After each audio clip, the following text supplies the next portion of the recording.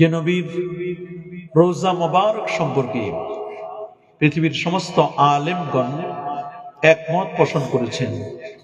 বিশেষ করে আল্লাহ নবী যে রওজা মোবারকের শোয়া, রওজা মোবারকার মাটিটুকু নবীজির দেহ মোবারকের সাথে যে লাগানো আছে, এই মাটির মর্যাদাটা কেমন, এই ব্যাপারে আল্লামা ইমাম ইবনু আবিদিন আশ-শামী তার লেখা বিখ্যাত কিতাব হাশিয়াতু ইবনে আবিদিন, যেটি পরিচিতি লাভ করেছে ফাতাওয়ায়ে শামী, এই কিতাবের ৪র্থতম খণ্ডের ৬৪তম পৃষ্ঠায় আল্লামা ইমাম সামহুদি রহমতুল্লাহ আলাইহি তার লেখা বিখ্যাত কিতাবটির নাম হলো আল ওয়াফা বি আখবারি দারিল মুস্তাফা।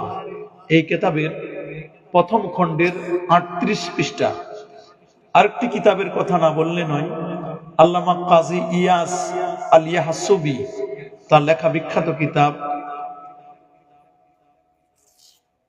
তিনি যে কিতাবটির মধ্যে এই বক্তব্যটি এনেছেন সেই কিতাবটির নাম হলো আশ-শিফা। নামটা মনে রাখবেন, আশ-শিফা বিতারিফে হুকুকিল মুস্তাফা। সুবহানাল্লাহ।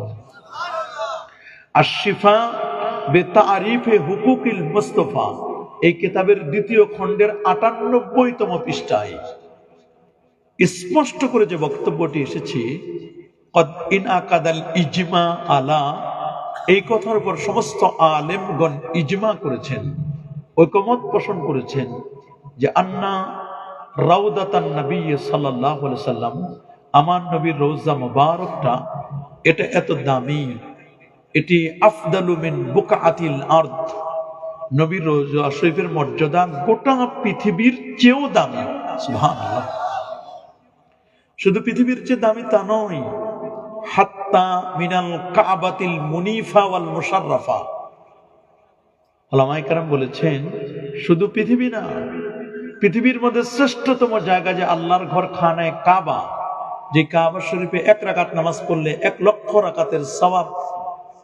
ইন্না আউয়ালা বাইতি উদিয়া লিন-নাস লাল্লাযী বিবাক্কাতা মুবারাকা, সেই কাবার চেয়েও দামি আমার নবীজির রওজা মুবারকা। আল্লামা তাকিউদ্দিন সুবুকি রাহিমাহুল বারি তিনি বলেন, তোমরা এখনো শেষ করো না, নবীর রওজার মর্যাদা আরো বেশি। নবীজির রওজা মুবারকার মর্যাদা শুধু পৃথিবী নয়, শুধু আল্লাহর ঘর খানায়ে কাবা নয়, হাত্তা মিনাল আরশিল আযীম, আমার নবীর রওজা মুবারকার মর্যাদা আল্লাহর আরশের চেয়েও দামি। সেই নবীর উম্মত হিসেবে আজও পর্যন্ত পরিচয় দিতে পারছি। আসুন আরেকটি বার শুকরিয়া আদায় করে পড়ে নিচ্ছি আলহামদুলিল্লাহ। আরো জোরে বলে আল্লাহু আকবার। সবাই বলেন আল্লাহু আকবার।